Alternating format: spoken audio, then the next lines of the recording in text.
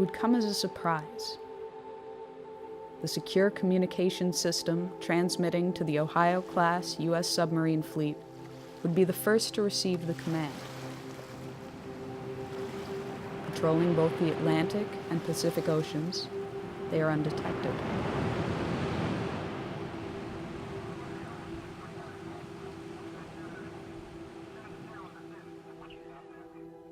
Fourteen of the 18 warships are equipped with 24 Trident missiles each, Trident 1s and Trident 2s. The remaining 4 are armed with 154 Tomahawk cruise missiles, which can be outfitted with nuclear warheads. The fleet as a whole represents half of the United States' strategic thermonuclear capability. A single Trident II missile is equipped with up to 8 nuclear warheads aboard a multiple independently targetable reentry vehicle, or MIRV. A single W-88 warhead delivers the equivalent of 475 kilotons of TNT. In the case of a full deployment, the United States could unleash over 400 such missiles with between 6 and 8 warheads each.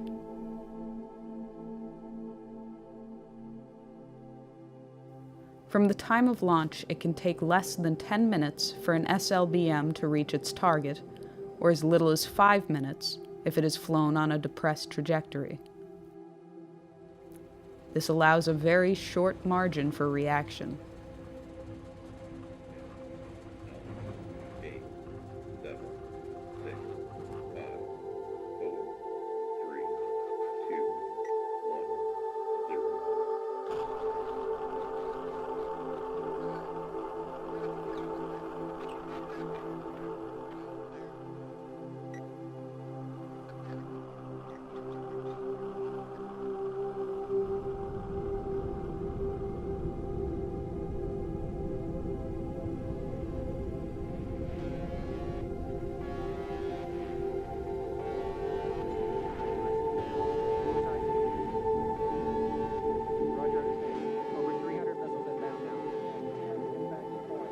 Early warning radar systems in Russia, China, and elsewhere immediately detect the missile plume.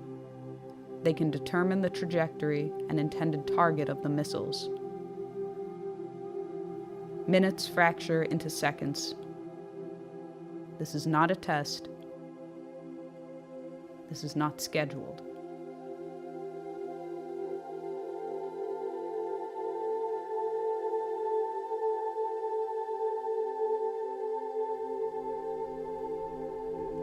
Russian nuclear command and control systems, carried over from the Soviet era, leave little time to opt out or delay a full-fledged response.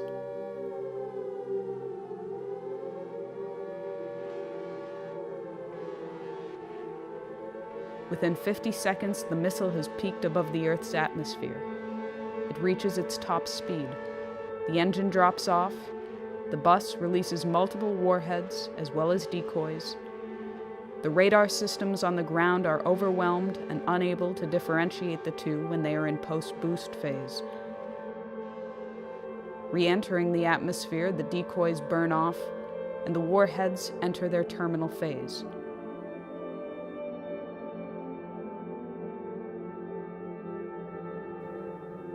It will be less than 180 seconds before they touch down.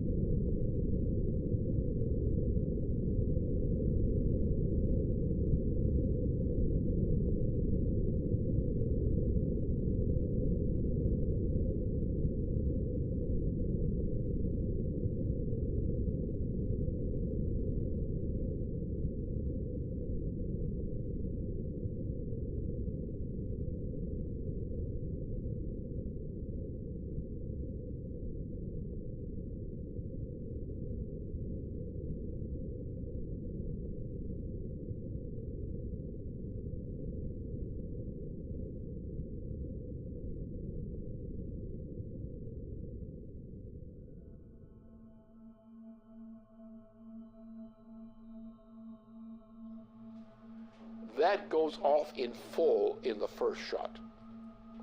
Now you have in the submarines, you have the warheads you have not yet discharged. Those go along the way as a second wave. After that, you're pretty much out of weapons. After which, most everybody is dead. Most logistical systems are dead, non-functional. You have a situation where the effect of this kind of firing creates a continuing effect which may go for several years. Now, instead of having one bomb, which is it's a nuclear super bomb with thermonuclear implications. Now, imagine you have the same kind of thing or less, and you have not one big bomb. You have a whole barrage of such things. The exchange involves Russia. It involves China, which has a very significant thermonuclear arsenal. It implicitly involves India. It involves the United States. It involves the extermination virtually of Western Europe.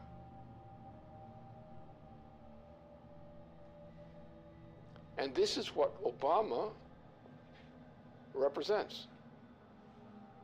It's what he's intended.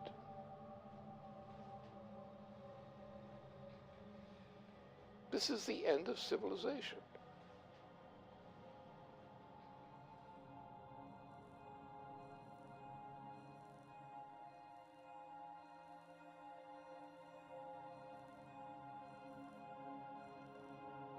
The flash was unimaginably bright. As the rain fell, the wind grew stronger and stronger, and suddenly, probably because of the tremendous convection set up by the blazing city, a whirlwind ripped through the park.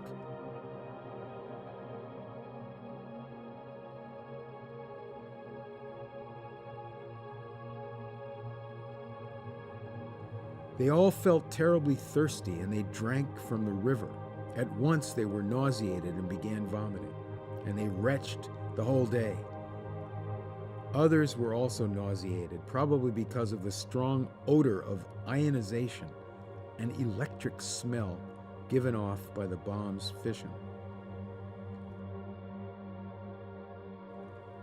It was very crowded, and to distinguish the living from the dead was not easy, for most of the people lay still with their eyes open.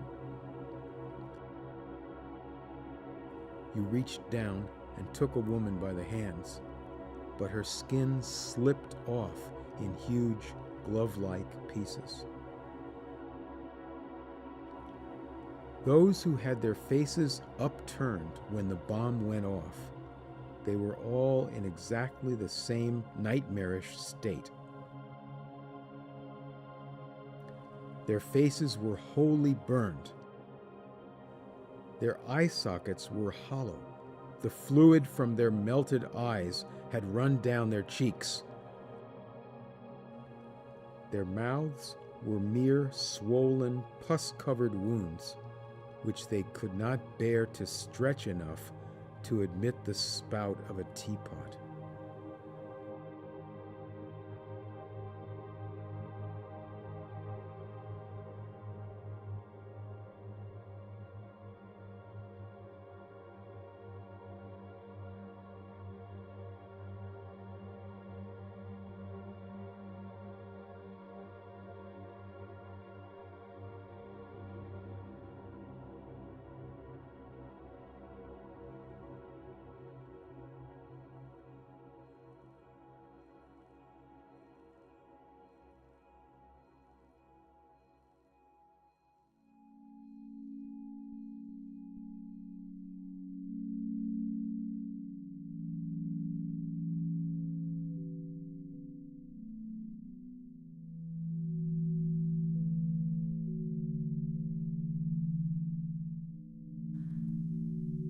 The current world population is 7 billion persons.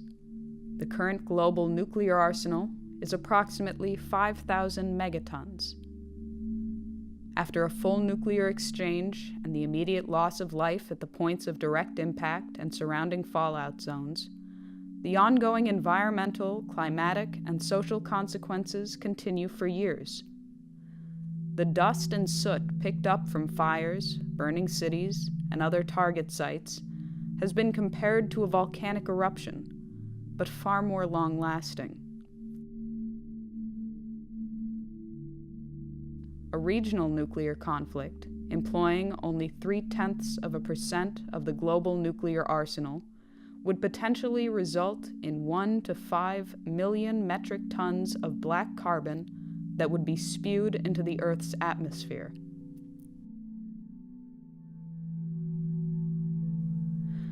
A spring or summer attack, or an attack in the extended region of the subtropics, would inevitably cause the smoke injections to heat, absorbing shortwave radiation, and to rise.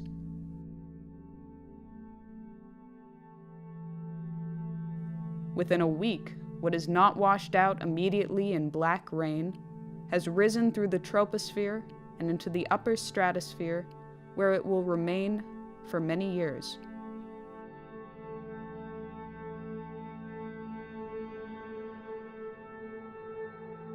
The smoke cloud and the absorption of residual particles plunges global surface temperatures. While a regional nuclear exchange could result in global surface temperatures decreasing by 2 degrees Celsius, a large-scale nuclear conflict could alter these temperatures by -7 degrees or more.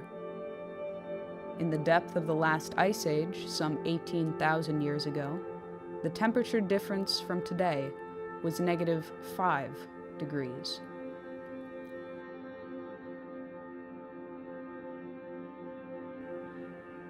Famine for billions of people far from the target zones would be the result of a -2 degree change. Growing seasons would be shortened by nearly 3 weeks, wiping out crops. A change in 5 degrees would sufficiently ruin Canadian agriculture entirely. If world grain reserves were not destroyed in the initial exchange, reserves would last for 71 days, with little, if any, means of transportation.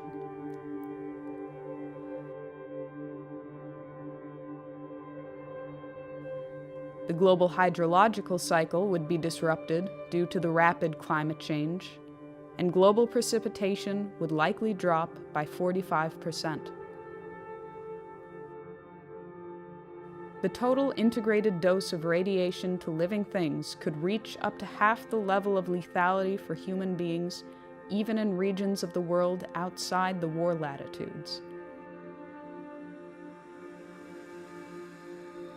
If nuclear installations were targeted, including plants, fuel cycle installations, and waste dumps, and nuclear materials were vaporized, it would create a very long-lasting impact on survivors.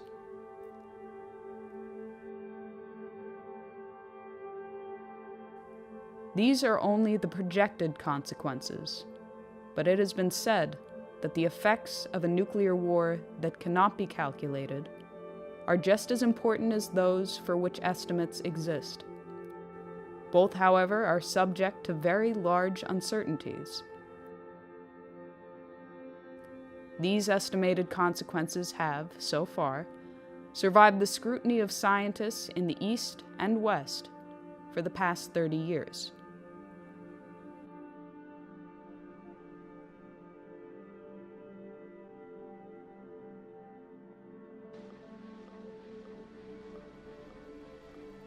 This is a full-scale commitment to an attack on the entire Eurasian continent, especially the Asian side. And it's a military operation with a full panoply of every kind of weapon for general, essentially a nuclear warfare capability, with all components, submarines, various kinds of ships, a vast accumulation of U.S. troops in that whole region, with auxiliary side in. You're looking at World War III, and nothing less than that.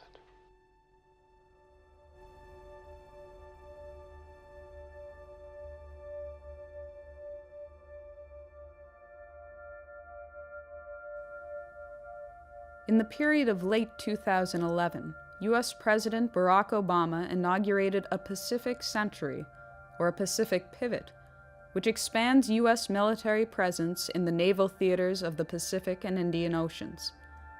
This expansion has been seen as an attempt to contain China and erode its regional sovereignty by building up a presence in bordering territories.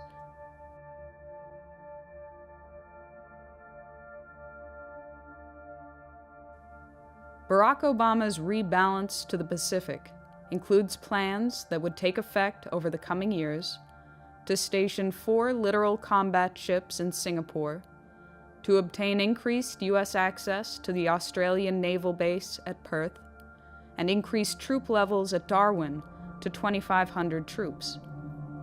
There are also plans to expand troops in South Korea to 28,500, to expand troop presence in Guam, the Philippines, Japan, and to maintain the forward deployment of U.S. aircraft carriers in that theater. China has responded to increased U.S. presence in the Pacific with the Area Denial Anti-Access Strategy, Chinese military measures to keep adversaries out of strategic territory bordering their country, in particular the East China Sea. In addition, the Pacific Strategy also includes a missile defense shield, which would be on the soil of South Korea, Japan, and Australia, targeting Asia and the Middle East. As a response to what was seen as an Asia-Pacific arms race, Chinese press indicated that to improve its security, China would upgrade its nuclear weapon capability. They would also develop offensive nuclear-powered submarines with ballistic missile capabilities sufficient to break the interception capability of the U.S. missile defense system. In the spring of 2012, there was further warning that an overarching missile defense system would force China to change its long-held nuclear policy, that China would revisit its policy of no first use and, if threatened, would consider an offensive nuclear strike. We've begun a review that will identify our most important strategic interests and guide our defense priorities and spending over the coming decade. So here's what this region must know. As we end today's wars, I have directed my national security team to make our presence and mission in the Asia-Pacific a top priority.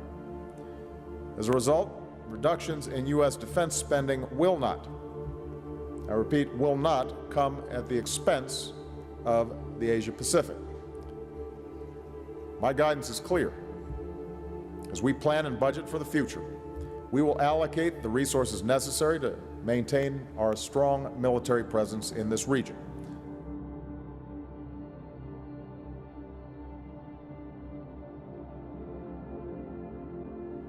Since the 2009 inauguration of the Obama administration, plans for the European phased adaptive approach have continued and escalated in spite of Russian offers of a joint ABM system.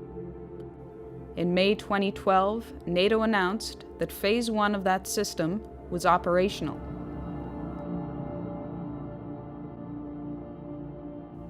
Phase 1 includes the deployment of ballistic missile defense systems along the perimeter of Russia. As part of Phase 1, the United States has deployed a missile defense radar to Turkey. As of March 2011, an Aegis ship with BMD capabilities was deployed to the Mediterranean Sea, where it currently maintains a presence. An agreement was reached with Romania to host a U.S. land-based BMD interceptor site. Agreements were also reached with Poland to host a similar site. The existing naval facility in Rota, Spain, also agreed to host 4 U.S. Aegis destroyers, each with BMD capabilities and equipped with Tomahawk missiles able to deliver both conventional and nuclear warheads.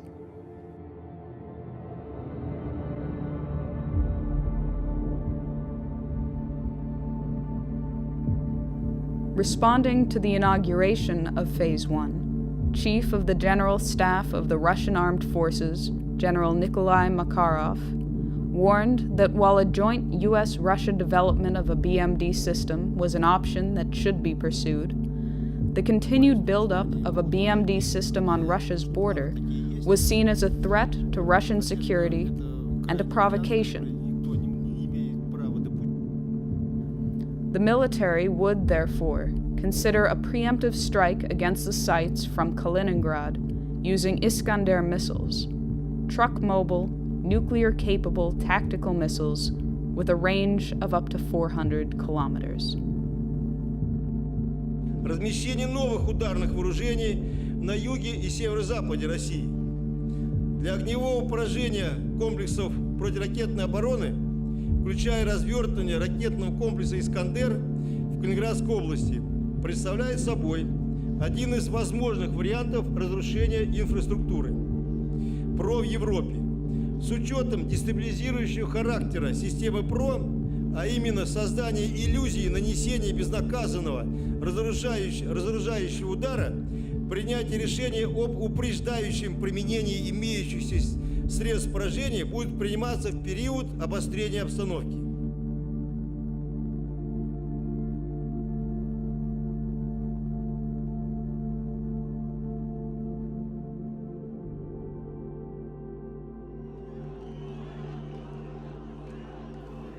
It was demonstrated at Brussels early in February 2012 that while Russia and China abstained from giving their support to UN Resolution 1973, they would forcefully draw the line on Syria and implicitly on Iran.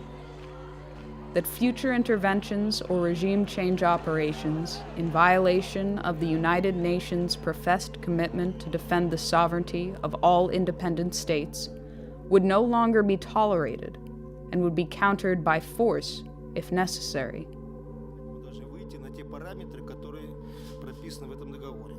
Одновременно будет развернута очень широкая работа к тем, чтобы все страны или весь ядерный клуб, который очень обширен сейчас, подключились к этому договору. Мы понимаем, что так нельзя. Я уже не говорю, что в какой-нибудь момент такие действия, которые подрывают государственный суверенитет, могут закончиться вполне себе такой полноценной региональной войной. И даже, никого не хочу пугать, с применением ядерного оружия.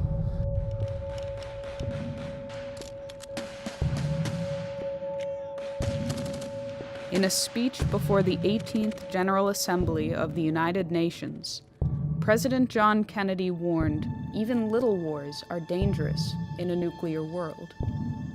Today it has been through the hardline preventive actions taken by the U.S. Joint Chiefs of Staff and the Russian military and political leadership that have held back the tides of a threatened international conflict. Simultaneous with these delays, the economic conditions in the transatlantic have deteriorated to the point of imminent breakdown, while the Eurasian region has enjoyed relative prosperity in comparison.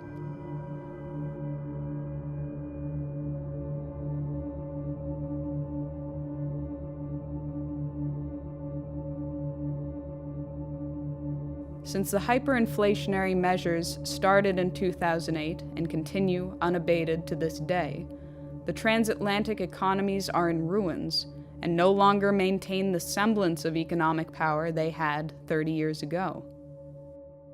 Similarly, NATO no longer maintains the military power it had during the Cold War.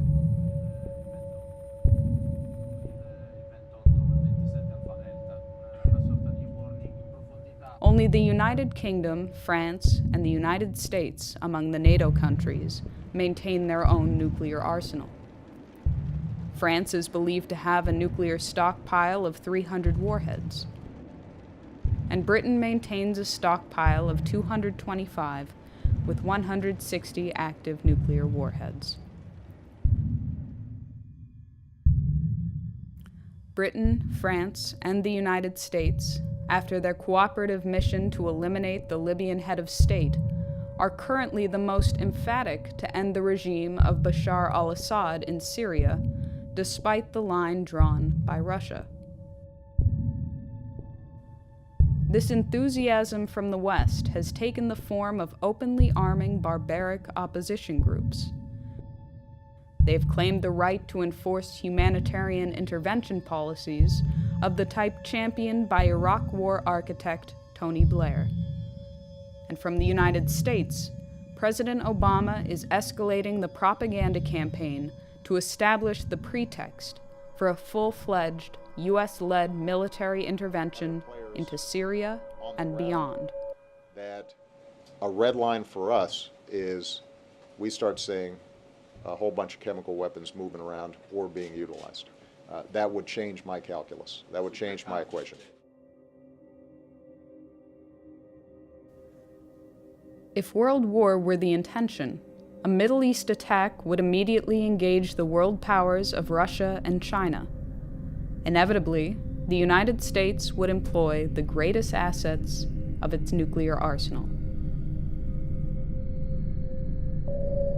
The trajectory of a ballistic missile launched from the Pacific Ocean or Atlantic Ocean, the normal patrol areas of the Ohio-class submarine, would most likely cross China or Russia, assuming the target to be somewhere in the Middle East or Asia in general. This has two significant implications. First, the U.S. would have to inform Russia or China of its intentions prior to initiating a strike from a submarine, if either of those two nations was not the intended target, which blunts the effectiveness of the strike. Second, the launch acts as a datum for the submarine itself. If the launch platform is also carrying nuclear weapons, the effect of launching a missile makes the entire submarine and its nuclear payload more vulnerable. Assuming that other nations have been informed of an intention to launch a strike from a ballistic missile submarine, this may afford a nation an opportunity to actually destroy the submarine. For these two reasons, it is unlikely that any U.S. president will execute a non-nuclear strike from an Ohio-class submarine on strategic deterrent patrol.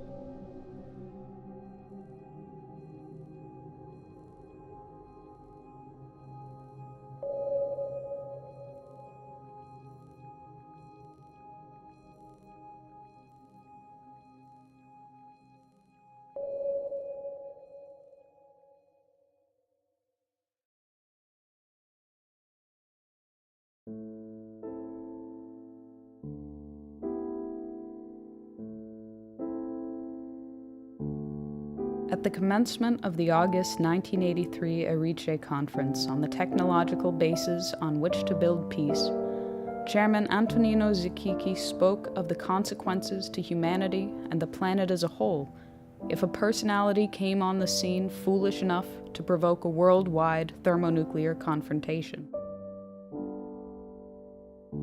He warned that in history, fools have never been lacking. Sooner or later, in 10, 20, or maybe 100 years, a fool will come forth. When the fool appears on the scene, mankind will find itself with hundreds of millions of dead, with the ozone layer destroyed by 50%, with the average temperature of the planet lowered by at least 7 degrees, with an enormous amount of radioactivity about, and with mountains of ashes instead of the vast treasures accumulated in centuries of laborious and intelligent activity in all parts of the world. When dealing at the level of thermonuclear war, these decisions ultimately fall to the personalities of the heads of state involved.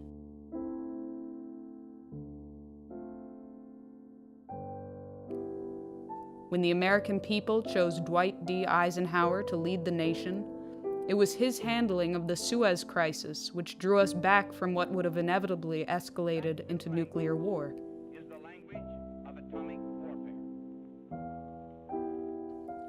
When the American people selected John F. Kennedy to be Commander-in-Chief, it was his commitment to survival and progress and peace that guided his hand in dealing with Soviet Premier Nikita Khrushchev in Cuba, in Berlin, and in securing a nuclear test ban treaty.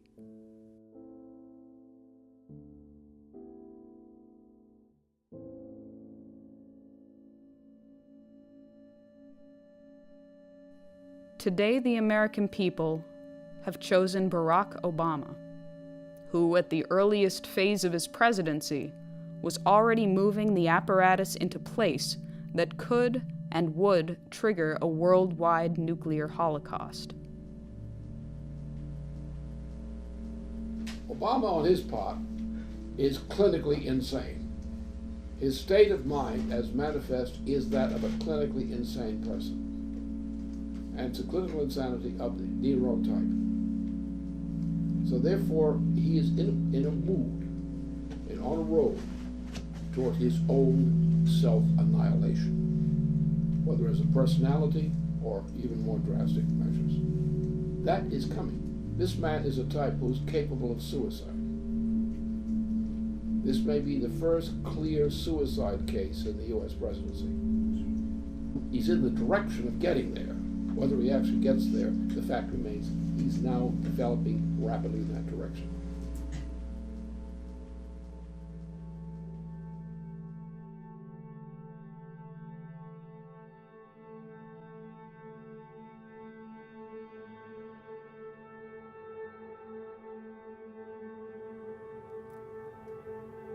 The American people will soon go to the polls to decide the next President of the United States. Recent estimates and reports indicate that the United States military, in particular the U.S. naval capability, will be at its peak deployment capacity in the coming months before elements are retired, phased out, or cut from the budget.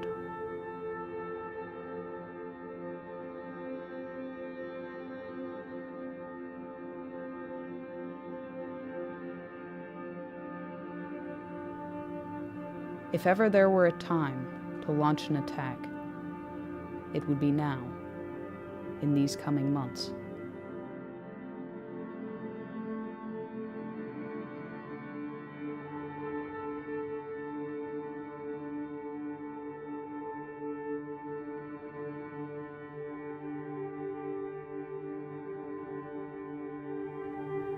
If ever there were a time to prevent such an attack, it would be now, before the consequences of the November 6 election.